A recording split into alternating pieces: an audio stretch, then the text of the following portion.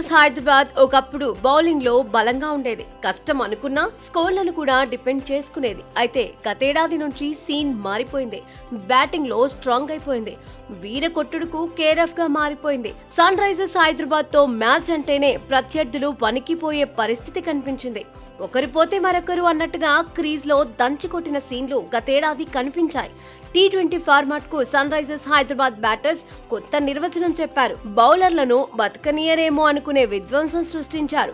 ప్రస్తుత సీజన్ తొలి మ్యాచ్ లోనూ అంచనాలకు తగినట్టే రాణించారు. హోమ్ గ్రౌండ్ లో రాజస్థాన్ రాయల్స్ ను ఆడుకున్నారు. అభిషేక్, హెడ్, ఈశాన్ కిషన్, క్లాసెన్, నితీష్ కుమార్ రెడ్డి ఇలా అందరూ దుమ్ము దులిపేశారు. ఐపీఎల్ చరిత్రలోనే సెకండ్ హైయెస్ట్ స్కోర్ ను నమోదు చేశారు. కానీ ఆ తర్వాత ఒక్కసారిగా ఎస్ఆర్హెచ్ గ్రాఫ్ పడిపోయింది. బలం అనుకున్న బ్యాటర్సే పరేషాన్ చేశారు. బౌలర్లు చేతులెత్తేశారు. పవర్ ప్లేలో బ్యాటర్స్ పవర్ చూపించలేకపోయారు. వరుసగా 4 మ్యాచ్ల్లోనూ సన్ రైజర్స్ హైదరాబాద్ కు ఓటమి తప్పలేదు. దీంతో ఎస్ఆర్హెచ్ ఖేల్ ఖతం అనే చర్చ జరిగింది. కాన్ఫిడెన్స్ లేదనే కామెంట్స్ వినిపించాయి. పరిస్థితులకు రెస్పెక్ట్ ఇవ్వకుండా ఆడితే ఇలాంటి పరాజయాలే ఎదురవుతాయనే విమర్శలు ఎస్ఆర్హెచ్ ను ఉక్కిరిబిక్కిరి చేశాయి.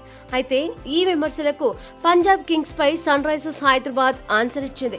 తమ బ్యాటింగ్ అప్రోచ్ సరైనదే అని తేల్చి చెప్పింది.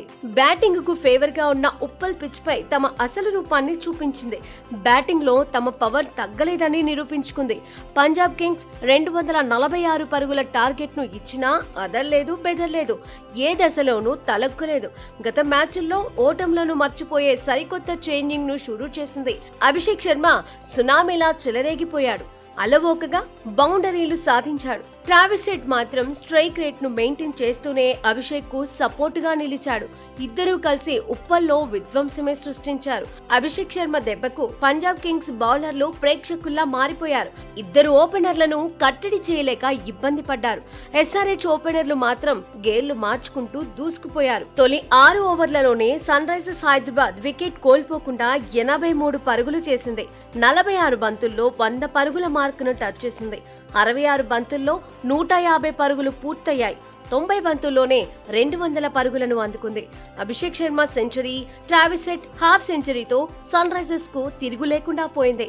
ఇద్దరు అవుట్ అయ్యాక మిగతా పనిని క్లాసెన్, ఈశాన్ కిషన్ పూర్తి చేశారు. మొత్తంగా తర్వాతి మ్యాచ్లకు ముందే ప్రత్యర్థులకు సన్ రైజర్స్ వార్నింగ్ ఇచ్చేసింది.